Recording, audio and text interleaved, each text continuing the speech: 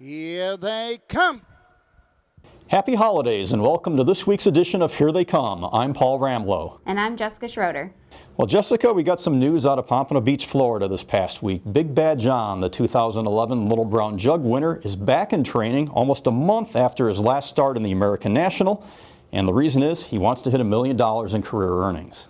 After only having to get $11,441 more, it looks like he might have to win a couple of opens down at Pompano unless they raise their purses down there to hit that $1 million mark. But as soon as he does, I'm sure he'll be back up in Ohio to stand his stud season. It was announced earlier this month that Big Bad John will stand stud in 2012 at Midland Acres in Bloomingburg, Ohio. But owner Ed Tell made the decision that he wants to try to get that $1 million plateau on the horse's card, so he sent the horse down to trainer Dan Hennessy. The horse qualified a couple of times in recent weeks, including this past Saturday. Yeah, getting that mile in 52 and 1 last quarter in 28 looks like he's starting to get back on target to where his performance was before during the Breeders' Crown eliminations, and it looks like he's on target with Wally Hennessy to drive him and hopefully make a splash down at Pompano, getting his $1 million. It is kind of unusual, though, Jessica, to go a month after his last start in the American National on November 12th and this late in the year to get back in training and back to racing, isn't it? It is. A lot of times you don't hear about that except over in Europe, that horses are going to be racing and then doing stud duty really quite in quick succession. So it'll be interesting to see what happens, and when he comes back up to Ohio, what his lifetime earnings really are going to be. Some unfortunate news out of Yonkers Raceway a couple of weeks ago. Jason Bartlett sprained his ankle and is out for the rest of the year. Yeah, it's been quite a bad season for Jason, if you will. You go back to the summer, he was injured in a car accident on the 4th of July along with Jordan Stratton. They were heading to Yonkers for the races that night.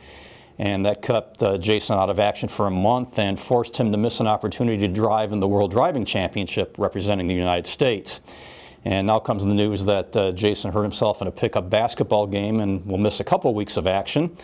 He's still going to finish second in the dash chase at Yonkers behind George Brennan, but he misses out on an opportunity to pick up a little extra Christmas spending money, Jessica. Yeah, unfortunately, with almost 2 months out of commission at Yonkers, but I think he's going to appreciate spending the extra time with his wife Kristen and his sons Kobe and Carter, and I think they're going to enjoy the holiday season with a little bit of extra time off.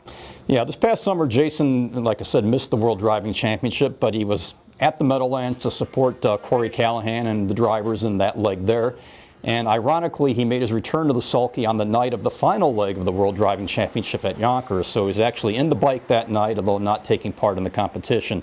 I know it really bothered him that he was not able to make that commitment to drive here in the United States after he drove overseas in the previous World Driving Championship, but hopefully things will be on the up and up in 2012 for Jason. And speaking of top drivers, Jessica, the battle to the wire is between Danny Noble, George Brennan, and Tim Tetrick for the North American Dash title here in 2011.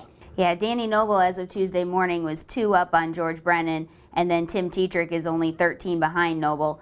And with Yonkers closing here shortly, Danny might have the advantage because Northfield Park races to the end of the year. Right, Danny drives mostly at Northfield. They're not taking much time off for the holiday season, whereas Yonkers, after Friday, December 23rd, they are closed for the rest of the year. Danny has committed to drive at Pompano Park on New Year's Eve in case he needs a few extra wins to get that title, but apparently Tim Tetrick said, well, he may go down there as well. And with Big Bad John possibly racing on New Year's Eve also, it could be a great night of racing down at Pompano.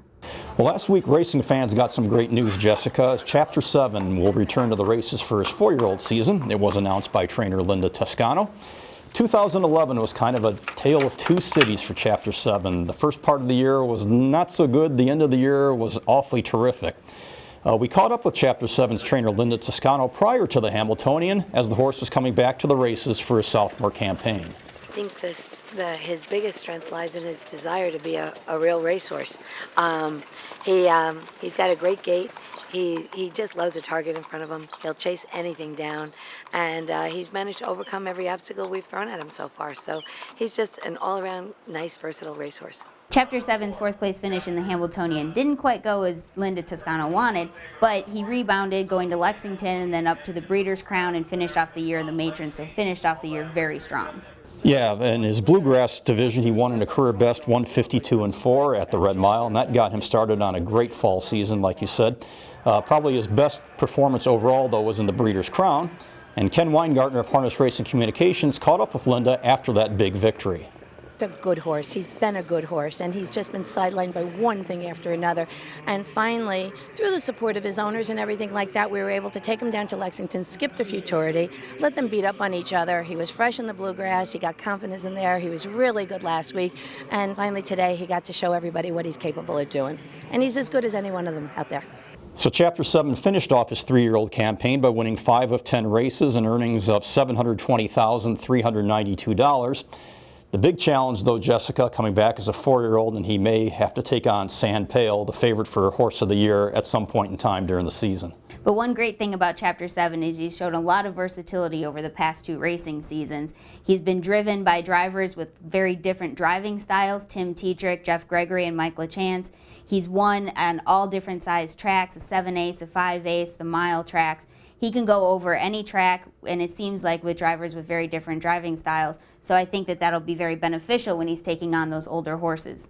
Yeah, and I think Linda feels he has a lot of untapped potential that he didn't quite get to the track as often the last 2 years, and so he should be a pretty fresh horse coming back next season. It makes it exciting. I look forward to seeing his appearances next year. Well, that wraps up this week's edition of Here They Come. I'd like to thank Ken Weingartner and our producer, Rich Johnston. We'll see you again the first week of January 2012 for the next edition of Here They Come. I'm Paul Ramlow. And I'm Jessica Schroeder. Have a happy holiday season, everyone.